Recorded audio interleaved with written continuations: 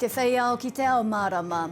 Ka whakahoki atua Sally Ann Roberts ki tōna iti o Ngāti Hinemihi ki tōna rahi o Te Arawa, whai muri i tōna matenga ohorere i Rarotonga.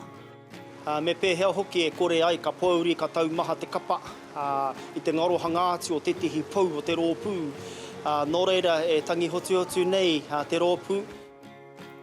Ai rānei, ka panaia a Sam Uffindell i tana tūranga mema paremata whai muri i te huranga mai o wana mahi whakaweti, nōna i te kura tuarua.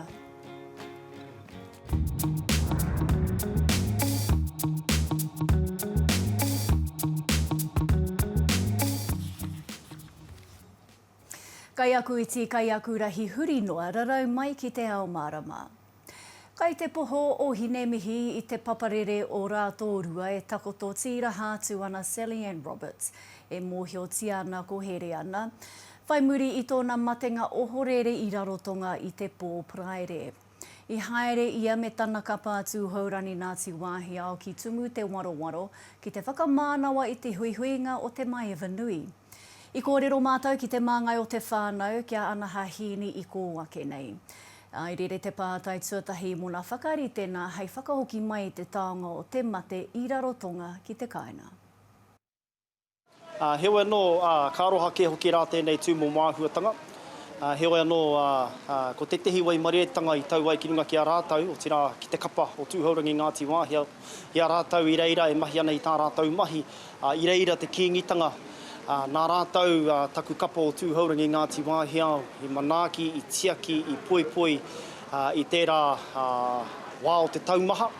Nō reira e mihi nui ana tēnei iwi, tēnei waka ki te kīngitanga i tā rātau kaha manaaki, i tā rātau kaha tiaki i te kapa i a rātau e noho taumaha ana i te rāwā. I o te pai rānei, i ahuraru rānei te tiro tūpāpaku, i raru rānei te taha pūtea, hei utu i te whakahokinga mai i te tūpāpaku?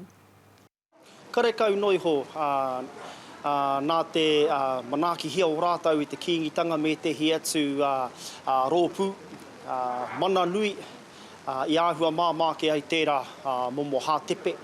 Kātahi kā rua, e mihi nui nei mātou ki te whare whakarite tūpāpaku o Rarotonga. Nāna tonu nei tō mātou uri i whakapaipai, whakarite, kia tāhua tonu ai tāna āhua. Atu i te rātapu, tēnei ko taha ke nei, i a rātau e whakanui nei i tō rātau mana motu hake, i tō rātau Rarotonga tanga pea.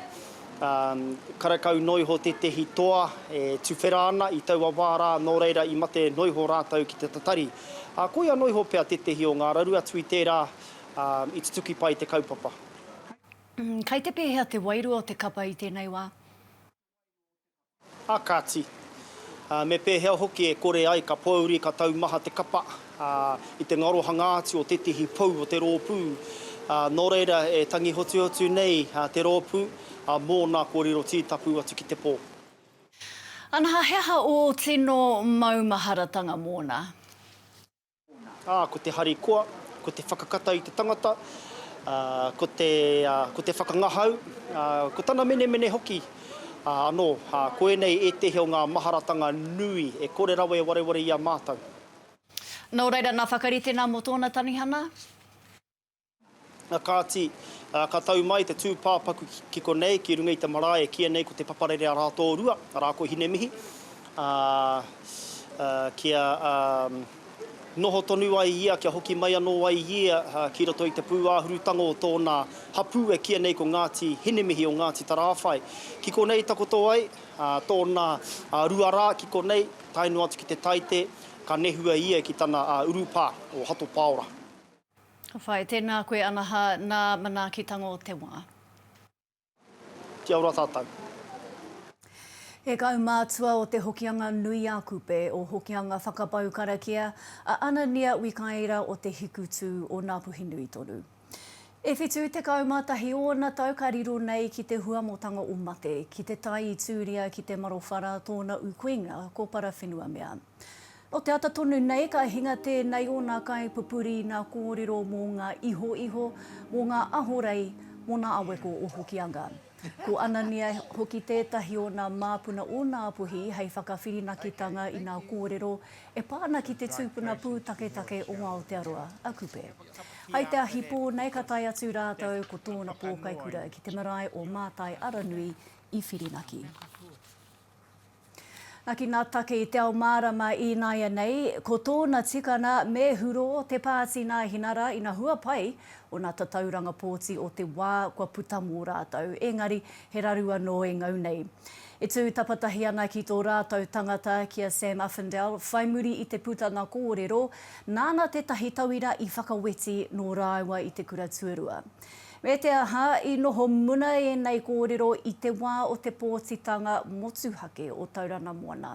Kai tō mātou karere take tōranga pū, kai a whatitiri te wake nā kōrero. Ko tahi noa te wiki ki aia i te whare paremata, ko tai ia ki te mura o te ahi. E whakapono tonu ana a Sam Uffindell ko ia te tangata mo te mahi tōranga pū, aha kua te putanga kōrero mo tana wehenga atu i te kāreti o Kingi, nōna e rangatahi tonu ana mo tana patu i tētahi o ngā teina o te kura. This is a 16-year-old who did a terrible thing, caused huge hurt and suffering on a victim, and is utterly unacceptable. Felt remorse and very upset about this for a long time. It was a significant moment in my life and it changed my path a lot. Our region is beset by gang issues. Ko taua huarahi kua parahia atu ki te whare paremata. No te rā wiki tonu ka tuku atu ia i tana kauhoe tuatahi. We need friends, family and in particular parents to step up and show what is right. Ultimately, though, the state must hold people accountable. Look, it's an awful look. All I can do is apologise for what I've done, you know, as I have and will continue to do. I think that there is a thing called white privilege. Sam was a benefactor of it. He went to a school which cost you a lot of money. They did an exit deal, no charges were laid. And I think that many Māori kids and many Māori parents have been in a similar situation and they've ended up in court and for many in Borstal or youth prisons. Ko tā te pāti nā hinara he tahitahi i te whare, e māro ana tā rātou tū ki tō Uffindell taha. The thing that could have been different, frankly, is that I should have been informed rather than finding out yesterday. The second thing is that the delegates ultimately should have been informed. And most importantly, I think the voters in Tauranga should have been informed. People of Tauranga were duped, they were misled because of the omission. They should have had that information presented to them, and on that basis, they would have determined whether they had voted for him or not. And so I believe in redemption, I believe in second chances. Kaore te minita tuarua take mā tauranga a Calvin Davis mo te kōrero ki tēnei take, engari hei tāna, he take nui te whakaweti i ngā kura. To be honest, I don't know. You know, we do have a problem with bullying in schools. E ai ki ngā tatauranga e tere piki ana te pāti nā hinara, engari taihua e kite atuai i ngā pānga o tēnei raru ki a rātou. Thank you, guys. Whatitiri te wake, Te Ao Mārama. Kai te nā kaurorotu te rōpū reipa, a hakua kai rarorawa rātou e putu ana i tētahi tatauranga pōti a One News. He oe te tere tō rātou ringa whakapai me te ki, he taera tēnei o te ao i te wā o taumaha me te mate kōwhiori. Kai ana hui whai nā whakamahuki. Mēnā ko te kōwhiringa āmotu tēnei, ka noho ko nā hinara me act, hei kāwanatanga. Kua heke iho te tautoko a reipa mā te rua o rau, ki te toru te kau mā toru o rau. E mōhiana tātu ngā piki me ngā heke puta no i te ao, i aia nei. Engari kei kone matu, hei kāwanatanga, hei arataki tonu i te motu. So ACT and National are ahead in one poll. There'll be a couple of other polls where you'll see that we've closed up and the Māori Party will be the difference. Kāre he paku māharahara o Minita Jackson. We're 15 months out from an election. I don't think there's a lot to panic about at all. He taimaha tēnei mō te ao katoa. Koina te kōrero whakareka reipa, aha koa he kawanga hua. Yeah, I think that, we are in a particularly tough period right now, and that's undeniable. You look around the world, governments are navigating an incredibly difficult post-COVID recovery. Aha koa puta te ihu o Ardern hei Premier, koa heke te tautoko mā te toru o rau. If this was one of your colleagues, to reconsider her role as leader of the Labour Party. No, not at all. The Prime Minister is doing a fantastic job and is the preferred Prime Minister in that poll. I'll leave it to you. Thank you. E tautoko tonu ana a reipa i tā rātou tangata. We're very happy with the leader that we have now. I won't go into any other comment on that. My question is to the Prime Minister. Ko te rōpu Act te toa, i piki te tautoko ki a rātou mā te whā ōrau. E mautonu ana nā kākāriki ki tā rātou, ahakoa ko tahi noa te upoko, engari anoa Pāti Māori, kua makere iho te karauna. Ngā hui a Wade, Te Ao Mārama. Hei te pauna o tēnei marama, ka timata a tākuta Rāwari McCree-Jensen ki tana tūrano hou, hei āpiha hauora matua o te aka whaiora, ara te mana hauora Māori hou. Nā ko hono mai ia I nāia nei, e te tākuta nau mai tēnā koe. Rāwari, kia ora. Rāwari, nā te hakoe I āmine atu ki te tūranga? Nā te kaupapa, ka tika. Tuatahi rā koe tēnei ka whakatū tēnei wā te aka whai ora. He punaha hau kai roto I tā tātou punaha hau ora. Nō reira, ko au kai te kōrero ai. Me ui tātou ki tēnei wawata te whakatū punaha Māori motu hake nei, he timatanga pai tēnei ki au. Nō reira, hea te mahi matua mā te aka whaiora I roto I ōna tau e rima e whakahaerehi ana? Tā te puari te kōrero kia whāna ngā kaupapa, te mate puku tētahi, ko te hauora hinengaro tētahi, ko te kahu taurima tētahi, ko ia tērā te tiaki nei te pēpi, te māma mō nā rā kotahi mano me ki e tuku e rea, ko te tuawha ko nā take e pānei ki te mate taumaha, te mate hoka, te mate pūkahu wera tū momo mate. Nō reira, he tingatanga pai tērā hoki. Engari, he raru nui rānei nā take kaimahi, ka raru rānei I te toko iti o nā kaimahi, te rāngai hauora, I tēnei wā pēnei nā nehi? Ie, ka tika. He mahi nui kai mui a tātou katoa, engari tā tētahi wahanga o te whatuora, tētahi wahanga te aka whaiora, tētahi wahanga mō nā whare wānanga, te tupu nei I te toko maha ka uru nei ki roti nā wānanga, kia uru nei ki roti I nā mahi hauora nei, huri no nā hāpori katoa, ka tika tērā kōni. Nō reira, ki te eke a nā hinara hei kā wanatanga a tērā tau ka pēhea? E aua, ko tāku nei te whakapaukaha I tēnei wā kai roto I tēnei te aka whaiora, ko wai ka mōhio, engari he wā tēnei kia mahia nei te mahi. O tēnei wā taino atu ki te mutunga, e kore e mutu e nei mahi, haere tonu nā mahi a te mahi. Kai te rite pēhea nei nā ratona hauora Māori mō nei panonitanga, kai te rata, kai te ūrātau, o kai te uaua rānei? Te nuinga taku mōhio, he pai nei whakahaeringa, nei whakaritinga hou mō rātau. Ko rātau katoa e roti nā hāpuri katoa, he wahanga, he poku pūtia hei tautoko wā rātau mahi. Me ki he pūtia hei tautoko I nā mahi hauora kaupapa Māori, tuarua, kia huri te titiro ki te rā pūtia nui rā wātu, witahi piri o tāra, kai roto I te kete o te whatuora. Mā te aka whaiora, te whakatika wā rātau mahi kai roto I te whatuora. Nō reira, ko nā whare hauora katoa huri no te motu, tā rātau e titiro kia tika we rātu momo āhuatanga mahi. Ka pai, e te takuta tēnā koe I whai wā kia mātou tēnei rangi. Kia ora rā. Ako tonu nei ko nā piki me nā heke mō nā kai whakataetai Māori I nā taumā heke hoa whenua o Te Ao.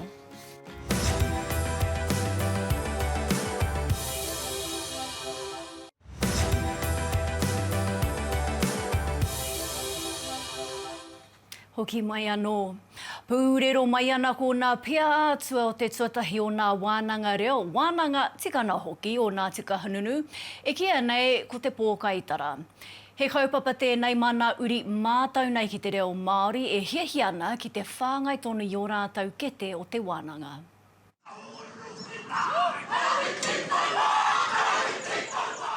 Ko te pōkaitara tētahi whare wānanga i whakatūngia nei hei whakapakari ake i ngā rangatahi whamatatau ke ki te reo me ngā tikanga o tira ko te kawe ake i a rātou ki taumata ke.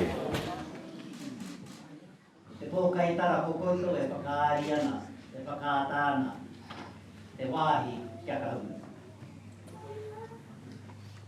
E toru wiki pēr ki muri te pōhiritanga i a teini waipatu. Ka kita e te ako kahuna i rei. O tērā wāhi tērā, e tēnei wāhi tēnei. I tērā wiki te kura reo, i te whare wānanga o Rarotonga. Ko tātu kaupapa ki te katoa ngāne harawai kia ai. O tēnei te areanga, o puri i te reo, o tēnei te areanga, pupuri te tika. Ana, e whakatawina tia mana e koe koe te reo. Koe rā koutou e mihi anei, e mihi anei. I taki nai te whatika tahuraua, i tumu whakairiha, hei toka tapaua, hei toka whakaparanga i hoa tēnā whakaparanga kia aike. Haumi e, hui e, tai! Me tū whakahihi a kahungunu i te pai o ngā mahi te ata nei. Me he mea kura te tau i rei whaenga mai ma te iwi, e kore tēnei iwi e mate a muri ake nei. Nā re mihi ana.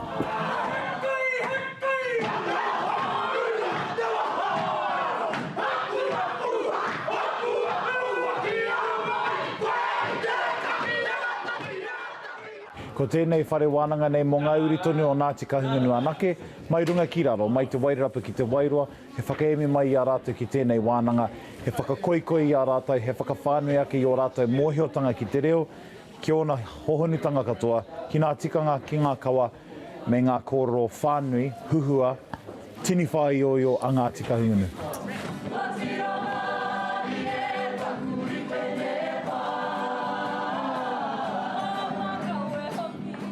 He nui ngā āhuatanga i puta i tēnei rangi. He nui ngā piro i puta. He anō, ko te mātāmua o ngā whakaaro mo te hirahiratanga o tēnei rangi, ko te whakau me te whakatō i ngā mātāpono o te ngā kauwhakaiti o te whakaaro nui me te aroha nui. Ki te reo, ki ngā tikanga Māori kāmetu, ki tōku kahungunutanga. E hara i te mea, kua tō te rā ki tēnei mea te ako, he huarahi mutunga kore, tēnei mea te ako, nā reira ko tēnei te timatanga o te hoki atu ki tōku ake hapū, me te whakarauora i te paikaranga, i te reo wahine, i te mana o te wahine, i tōku ake hapū ki oku marae. Ko oku tūmanaku mo tēnei kaupapa kia tipu tētahi huinga rangatahi matatau nei, mōhio nei ki te whakahaere i ngā tikanga i runga i ngā marae. O tira mōhio ki te āwhina i o tātou iwi me o tātou hapu me o tātou marae. Koera te tino whāinga, ko te tuku i a rātou ki a hoki, ki o rātou hapuri, ki o rātou whānau me o rātou hapu ki te āwhina i a rātou.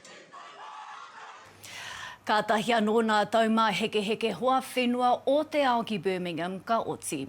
Ka are heke te mētara kaura nui atu i tērā, ka whakahokia mai e nā kai hākina kina o Aotearoa ki te kāna i tēnei tau, me te mōhio anō ko ngai Māori hoki i tino kitea i roto i ngā piki me ngā heke.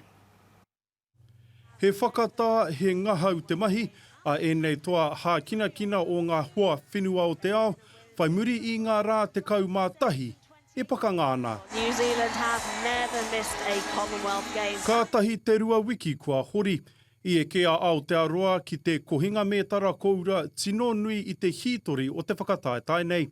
He pītau whakarei hoki, ko ngai Māori. Ko Joel King tērā te pau hāpai i toa ai ngā mētara koura e rua. I kitea hoki te toa o Lewis Clarebert no Tainui, nāna ngā mētara koura e rua i Wikitoria, i roto i te puna kaukau. Ko Sam Gaze i toa whakaihuaka i ngā mahi e ke paihikara. He kisses the flag! Engari ki ngā hākina a tīma, kāore i pērā rawa te wai marie. I mana ko hia ai ka eke ngā kapa whutupōro taki whitu ki te pāi o wangi tū, engari, auare ake, ko te kapa tāne I hinga I a whiti, I te whiringa whaiti. That's accidentally trying to get out of the way, thinks the ball's coming over the top. Scott Curry, whacked by the ref. He won't want to see that. Ko ngā wāhine I mau hei kai mā te kapa o Australia. We worked hard for those moments and unfortunately that one slipped away from us. I te otinga mai he mētara rauwhero, te hua ki ngā kapa e rua. Ko te kapa kapo ngā hoki I hinga ohorere ki te kapa o Jamaica I ngā whiringa whaiti. Jamaica will play in a gold medal match at the Commonwealth Games. He oi, pai tū, pai hinga, ko ngai Māori I whai wāhi ki te whakaatu I o rātau pūkenga toa, ki te ao.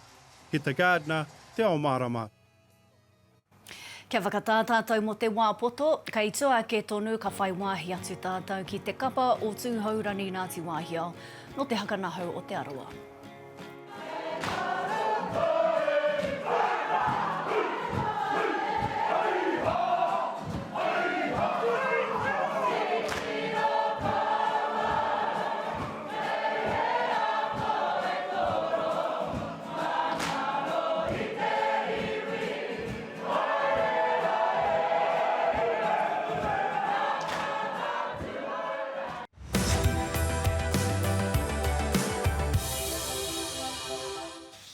Nau mai anō, kia te tino ake tātou I nei ki ngā matapai hurere.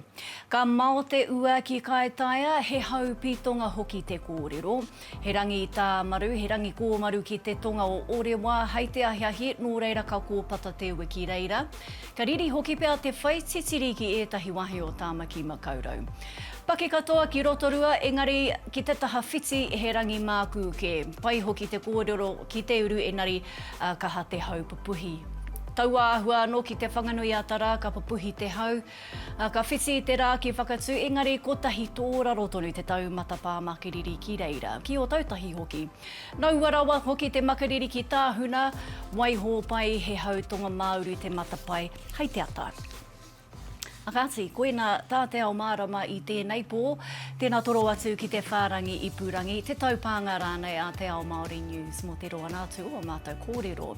Hei whakakōpani ake I tā mātou hōtaka. Anei te mai ataringa a tūhorangi Ngāti Wāhiao. Ara te kapa o here ana mai nā hakanahau o Te Arawa I tērā tau. E rauranga tira mā kia Māori ori te noho.